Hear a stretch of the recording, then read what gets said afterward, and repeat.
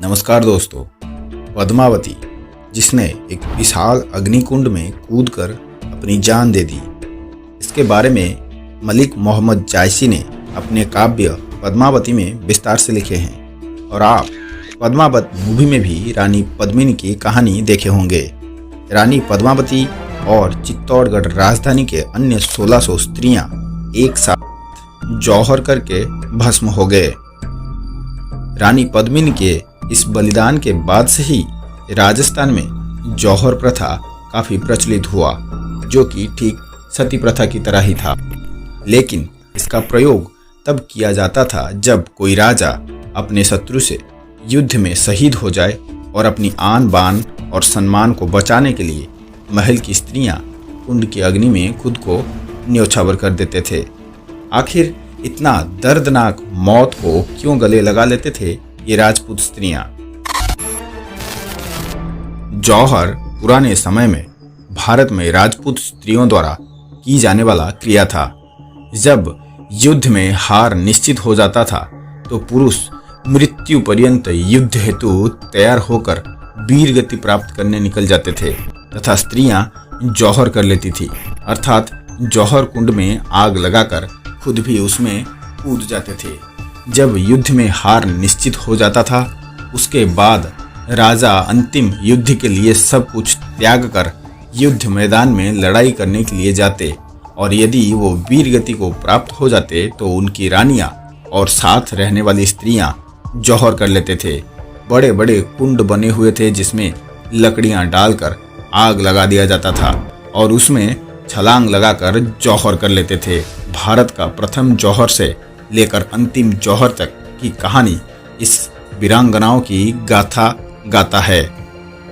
ये प्रथा मध्य युग के दौरान पूरे उत्तर भारत के डेक्कन और गुजरात में मुस्लिम आक्रमण के बाद किया गया, जबकि जौहर युद्ध के दौरान ही किया जाता है जब जीत का कोई संभावना नहीं होता है। इस प्रथा का उद्देश्य ये दिखाना था कि उनके सम्मान के आगे उनकी जीवन का मूल्य ज्यादा मायने नहीं रखता है। चलिए जानते हैं आखिर इस जौहर प्रथा में होता क्या है। जौहर में राजपूत महिलाएं दुल्हन की तरह सज के चिता यानी आग के पास जाते थे, वैदिक ग्रंथ पढ़ते थे और कुछ महिलाएं आग में जलने की वो दर्द को सहन करने के लिए धार्मिक गीत भी गाते थे। ये सामूहिक रूप से किया जाता था जिसमें सभी राजपूत महिलाएं एक साथ आग की लपटों में कूद जाते थे।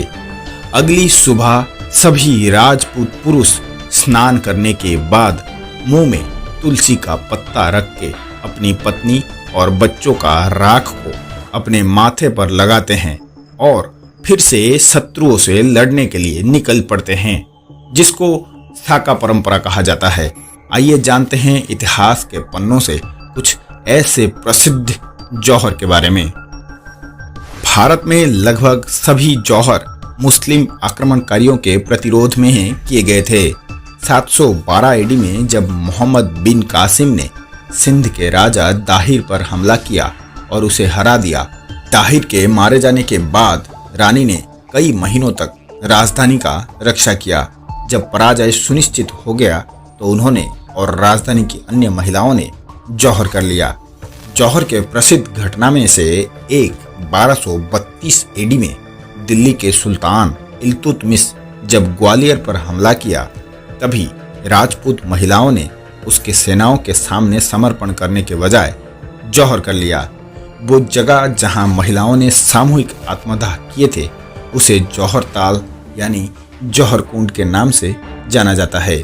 जौहर की सबसे प्रसिद्ध घटनाओं में से एक 1303 में चित्तौड़गढ़ किले में हुआ था, जैसा कि मलिक मोहम्मद जायसी ने अपनी महाकाव्य पद्मावती में लिखे हैं। ये देश के नॉर्थ वेस्टर्न रीजन में है और ये उस समय का सबसे बड़े किलों में से एक था। रानी पद्मिनी आदित्य सुंदरी थी और रतन सेन के द्वारा भेजे गया कवि तथा पंडित राघव चेतन के द्वारा उनके रूप का वर्णन सुनकर दिल्ली के सुल्तान अलाउद्दीन खिलजी ने चित्तौड़गढ़ पर आक्रमण कर दिया था और वो रानी पद्मिनी को अपना हरम बनाना चाहता था। हरम किसी एक पुरुष का अनेक स्त्रियों के रहने के उस स्थान को कहते हैं जहां अन्य मर्दों का जाना वर्जित होता है। इसलिए रानी पद्मावती अन्य 1600 स्त्रियों के साथ जौहर करके भस्म हो गए तथा किले का द्वार खोलकर लड़ते हुए सारे राजपूत योद्धा मारे गए। अलाउद्दीन खिलजी को राख के सिवा और कुछ नहीं मिला। और एक जौहर सितंबर 1567 एडी में जब मुगल सम्राट अकबर के सेनाओं ने चित्तौड़ के राजपूत किले को घेर लिया और बाद में इसे जीत भी लिया। 1568 एडी के बसंत में महिलाओं ने जौहर कर लिया। अगली सुबह हजारों राजपूत पुरुषों ने सगा अनुष्ठान किया। डेविड स्मिथ कहते हैं कि जब अकबर ने चित्तौड़गढ़ किले में प्रवेश किया तो ये एक विशाल शमशान के अलावा और कुछ नहीं था। आइए अब जानते हैं जौहर और सती प्रथा में क्या अंतर है। जौहर और सती प्रथा एक जैसे लग सकते हैं, लेकिन इन प्रथाओं के पीछे अंतर्निहित उद्देश्य बहुत अलग है। सती प्रथा एक विधवा द्वारा अपने पति के चिता पर बैठकर आत्महत्या करने की प्रथा था। ये शब्द हिंदू पुराण के देवी सती के मूल नाम से लिया गया है, जिन्होंने अपने पिता दक्ष द्वारा अपने पति शिव का अपमान ना सहते हुए आत्मदाह कर लिया था, जिसे 1829 में ब्रिटिश भारत द्वारा सती प्रथा पर प्रतिबंध लगा दिया गया।